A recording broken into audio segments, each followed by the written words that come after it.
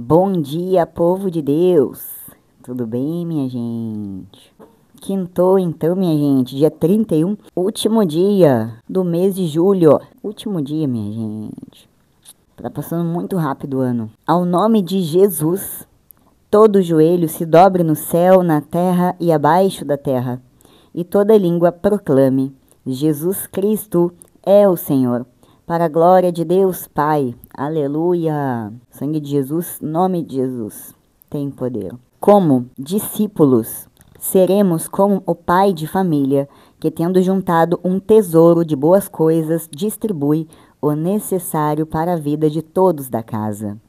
Em nome do Pai, do Filho e do Espírito Santo, meu bom Jesus, nosso amado Senhor Jesus, ouve-nos, ouve as nossas preces, Senhor, tenha misericórdia de nós. Que o Senhor possa nos abençoar a nossa leitura, abençoar as nossas vidas, abençoar as nossas casas, abençoar todas as pessoas doentes, as pessoas que cuidam das pessoas doentes, precisam muito de ajuda. Senhor, dê forças para aquele que precisa de fortaleza. Que os dons do Espírito Santo, juntos com o poder de nosso Senhor Jesus Cristo e o poder de Deus Pai, possam trabalhar para o nosso bem e o bem dos filhos, daqueles que o Senhor tanto ama. Hoje eu vou fazer uma oração específica ao Arcanjo Miguel, aquele que eu tenho devoção, né? Santo Anjo de Deus. Oração a São Miguel Arcanjo. São Miguel Arcanjo, protegei-nos no combate. Cobri-nos com vosso escudo contra os embustes e ciladas do demônio. Subjugue, ó Deus, instantaneamente o pedimos, e vós, príncipe da milícia celeste, pelo divino poder, precipitai no inferno a Satanás e aos outros espíritos malignos que andam pelo mundo para perder as almas. Amém. Em nome do Pai, do Filho e do Espírito Santo. O Arcanjo Miguel tá lá em cima, minha gente. Aqui, ó. Virgem de Pentecostes, rogai por nós que recorremos a vós. Santos anjos de Deus, nossos anjos da guarda, cuidem de nós. Lembrem-se sempre, a luta é sempre contra potestades e principados que se apoderam das nossas fraquezas, das nossas irritações, dos nossos mal-humores, né? Das nossas reclamações, das pessoas reclamonas, daquelas pessoas que dão abertura para ele, né, minha gente? Não esqueça disso. O mundo espiritual existe, o mal existe e é extremamente bem articulado, bem esquematizado e muito organizado. Onde pecamos é onde o inimigo vem, né? Muitas vezes até na desorganização da sua casa, da sua vida. Que nosso Senhor Jesus Cristo sempre possa nos iluminar a nossa vida. Sempre, Pai, Filho e Espírito Santo, cuidem de nós. Amém.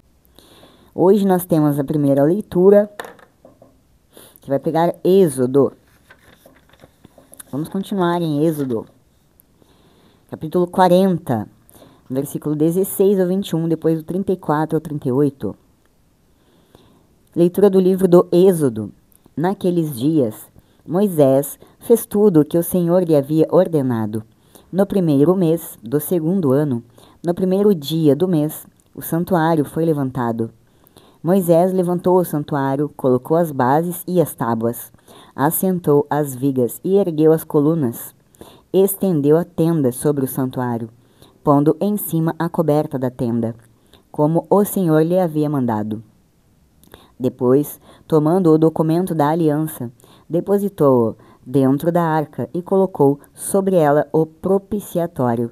E, introduzindo a arca no santuário, pendurou diante dela o véu de proteção, como o Senhor tinha prescrito a Moisés. Então, a nuvem cobriu a tenda da reunião, e a glória do Senhor encheu o santuário. Moisés não podia entrar na tenda da reunião, porque a nuvem permanecia sobre ela, e a glória do Senhor tomava todo o santuário. Em todas as etapas da viagem, sempre que a nuvem se elevava de cima do santuário, os filhos de Israel punham-se a caminho, e nunca partiam antes que a nuvem se levantasse. Pois de dia a nuvem do Senhor repousava sobre o santuário, e de noite aparecia sobre ela um fogo, que todos os filhos de Israel viam em todas as suas etapas. Palavra do Senhor, graças a Deus. Vamos para a leitura na Bíblia agora, para o nosso aprendizado. Bora então para a explicação, minha gente. Lá no versículo 17, do 16, né, em diante, nós temos até o 15, 16 não tem o 17. Vamos para o 17. O primeiro mês do segundo ano refere-se ao início do segundo ano dos israelitas, após terem deixado o Egito. Lá do 34 ao 35, esta manifestação visível, na forma de uma nuvem, mostrou que o Senhor estava consagrando o tabernáculo com sua presença, como ele tinha prometido. O que ele tinha descrito a Moisés, antes dos israelitas confeccionarem o bezerro de ouro, estava acontecendo com base no caráter do Senhor e na intercessão de Moisés. O Senhor estava se revelando a seu povo redimido neste local de encontro. Depois, lá no 36 ou 38, Êxodo termina com um resumo do que estava adiante. O Senhor guiava os israelitas em suas jornadas mediante o movimento da nuvem, como ele tinha feito antes do pecado deles com o bezerro de ouro. Agora, a nuvem que os israelitas tinham visto sobre o Monte Sinai estava associada ao tabernáculo, uma habitação transportável para o Senhor. Ele habitaria no meio de seu povo pactual, em seu caminho à terra que ele lhes prometera. Então, minha gente, nós estudamos nestas passagens, né, nesses versículos, descrevendo aqui a montagem, né, do tabernáculo, a morada de Deus no deserto e a manifestação da glória de Deus através da nuvem que o cobriu. Este evento marca o cumprimento das instruções divinas dadas a Moisés e o início da habitação de Deus no meio do seu povo. Importante, né, esta passagem, porque ela retrata a assembleia, né, minha gente? Depois, lá do 16 ao 21, vimos, né, detalhado, né, a montagem física do tabernáculo. Moisés executa todas as instruções de Deus, né, erguendo as bases, tábuas, vigas e colunas, estendendo a tenda e colocando a cobertura. Ele coloca a arca do testemunho, contendo as tábuas da lei, dentro do santuário, cobrindo-a com o véu. Depois, do 34 ao 38, descreve a manifestação da glória de Deus. A nuvem cobre o tabernáculo e a glória do Senhor o enche, impedindo Moisés de entrar. A nuvem se torna o guia do povo de Israel durante suas jornadas, indicando quando partir e quando permanecer. O tabernáculo, como morada de Deus, é a representação física da presença de Deus no meio do povo de Israel, um lugar de encontro e adoração. Hoje seria a igreja, né, minha gente? A nuvem como guia. A nuvem que cobre o tabernáculo é a manifestação visível da presença e direção de Deus. A nuvem aparecia e desaparecia. De noite ela aparecia como fogo. Então era assim que Deus se mostrava, né? Mostrava como ele guiava o seu povo, né? Como vimos, quando de dia, Deus tinha a nuvem que cobria. Então o povo se guiava assim. De noite o povo não saía, né? De dia o povo saía. A glória de Deus, né? A glória do Senhor que enche o tabernáculo demonstra a santidade e a majestade de Deus, um sinal da sua presença poderosa e real. Obediência e santidade. A passagem enfatiza a importância da obediência às instruções divinas e a necessidade da santidade para se aproximar de Deus. Prefiguração de Cristo. O tabernáculo e seus elementos são vistos como tipos figuras. Vimos muito, né, minha gente? A prefiguração de Cristo, né, com Moisés, que apontam para Jesus Cristo e sua obra redentora. A arca, o altar, o véu, a unção e o sacrifício no tabernáculo são as prefigurações do sacrifício de Cristo e do seu sacerdócio. Esta passagem, ela celebra a concretização do projeto divino da habitação de Deus no meio do seu povo, guiando o seu povo em sua jornada através do deserto e apontando para a santidade e a glória do Senhor. Depois temos o Evangelho, Mateus. Pega lá a sua Bíblia, em Mateus capítulo 13. Vamos ver o que esses dois temas dizem, né? Proclamação do Evangelho de Jesus Cristo segundo Mateus. Naquele tempo disse Jesus à multidão: o reino dos céus é ainda como uma rede lançada ao mar, e que apanha peixes de todo tipo. Quando está cheia, os pescadores puxam a rede para a praia, sentam-se e recolhem os peixes bons em cestos e jogam fora os que não prestam. Assim acontecerá no fim dos tempos. Os anjos virão para separar os homens maus dos que são justos e lançarão os maus na fornalha de fogo. E aí haverá choro e ranger de dentes, Compreendestes tudo isso? Eles responderam, sim. Então Jesus acrescentou, assim, pois, todo mestre da lei, que se torna discípulo do reino dos céus, é como um pai de família que tira do seu tesouro coisas novas e velhas. Quando Jesus terminou de contar essas parábolas, partiu dali. Palavra da salvação. Vamos direto para a Bíblia, para ver a explicação bíblica. Lá no capítulo 13 de Mateus, no versículo 47, diz o seguinte: a parábola da rede assemelha-se bem de perto à parábola do trigo e do vinho. Perdão, do trigo e do joio. Ela descreve o julgamento final, no qual os justos, discípulos de Jesus, são separados daqueles que rejeitam ao Senhor Jesus e seu governo e são sentenciados à punição eterna, perdão, minha gente, punição eterna. Depois lá no versículo 51 a 52, em razão de sua exposição ao ensino de Jesus, que revelou aquilo que anteriormente estivera oculto, os discípulos de Cristo estavam melhor qualificados que os escribas e os fariseus, que serviram para servirem de mestres da lei. Em sua despensa de instrução, eles tinham riquezas velhas, o Antigo Testamento, e riquezas novas, os ensinos de Jesus. Depois, no versículo 53 e último, as palavras havia concluído são importantes para a compreensão da estrutura do Evangelho. Tá? Depois, minha gente, na explicação do catecismo, vamos para a explicação. Lá, então, a parábola da rede, como é conhecida, né, descreve o reino dos céus como uma rede de pesca que recolhe peixes de todos os tipos. No fim dos tempos, os anjos separarão os bons dos maus, como vimos, né? E lança estes últimos na fornalha de fogo, minha gente. Não é coisa pouca não, hein? A parábola enfatiza que a salvação é um dom de Deus, mas que é preciso corresponder a esta graça. Precisa ter um esforço, né, minha gente? Nem tudo vem da providência, não. Vem do esforço também. Senão Deus não teria dado 100% de livre-arbítrio.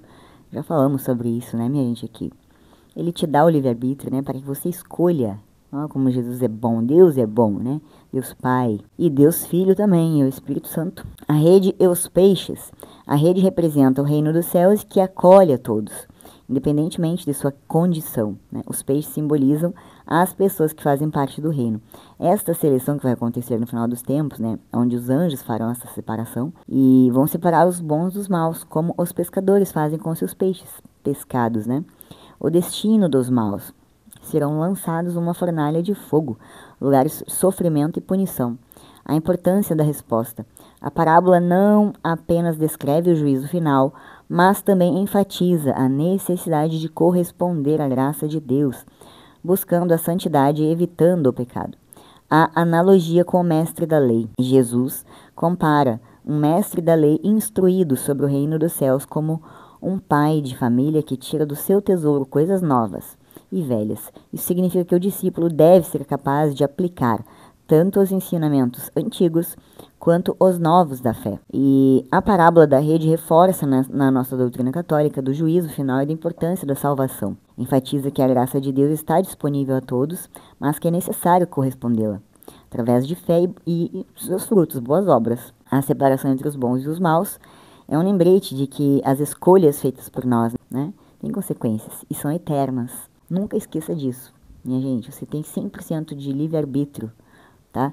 Nem tudo na vida é a providência divina, tá? Que é responsável. Você é responsável da sua vida. Você que toma as rédeas da sua vida.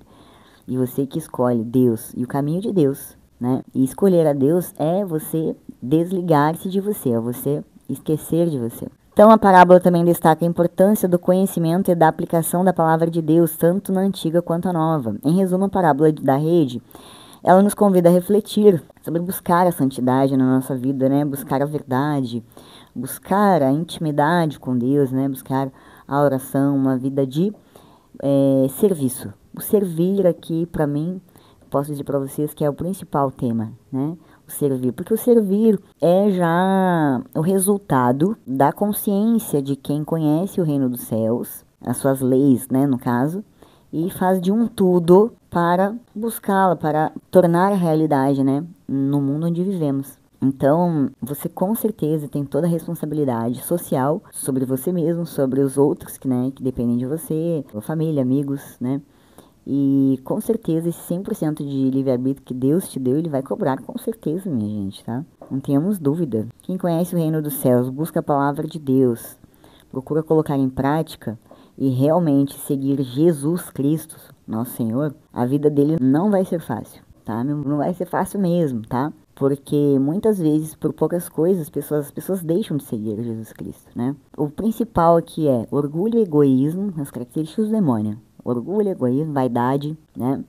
Então, se você é egoísta, é orgulhoso, é vaidoso, você não segue Jesus Cristo. Tem que fazer realmente um balanço aí na sua mente, né, minha gente? Usar contabilidade, né? O que você está devendo e o que você tem de saldo positivo na sua conta, né? E procurar aumentar esse saldo positivo aí. Para a sua reflexão, terminando a nossa leitura de hoje, diz o seguinte aqui na liturgia da Deus Conosco: a palavra dos ouvidos ao coração. As parábolas de Jesus continuam a nos ensinar que o reino está ao alcance de todos. No julgamento final serão separados os bons dos ruins. Todos que se esforçaram por fazer o bem terão seu lugar no reino. Somente aqueles que não aceitaram o propósito é que ficarão de fora. Não por vontade de Deus, mas por si mesmos e suas escolhas. Ao viver entre nós, Jesus sempre deixou claro que a vontade de Deus é o bem para todos. Quantas curas e milagres, quanto encantamento pela causa do reino. Que bom que muitas pessoas foram acolhidas ou acolhedoras do projeto do Pai. Os que ignoraram Jesus fecharam o coração e não receberam a graça que ele queria lhes oferecer. Deus tenta nos alcançar de todas as maneiras possíveis, mas não depende só dele, depende de nós. Aprendamos de Santo Inácio, que diz: esforce-se naquilo que o criou e remiu com seu sangue e vida, e confie-se em sua suavíssima providência. Suavíssima providência. Vale esforçar-se pelo reino, porque ele é presente precioso de Deus. O esforço, né, minha gente? Você precisa fazer podas, cortes, né? Você precisa também analisar a você mesmo. Que a palavra de hoje tenha tido alguma valia, né? Agradeço a Deus, nosso Senhor, que eu sirva sempre de instrumento, Senhor, para a vossa vontade, pois sou sua serva, sua filha, sua escrava, sou aquilo que o Senhor desejar. Amém? Até amanhã, minha gente. Até amanhã, com a graça de Deus. Shalom, shalom.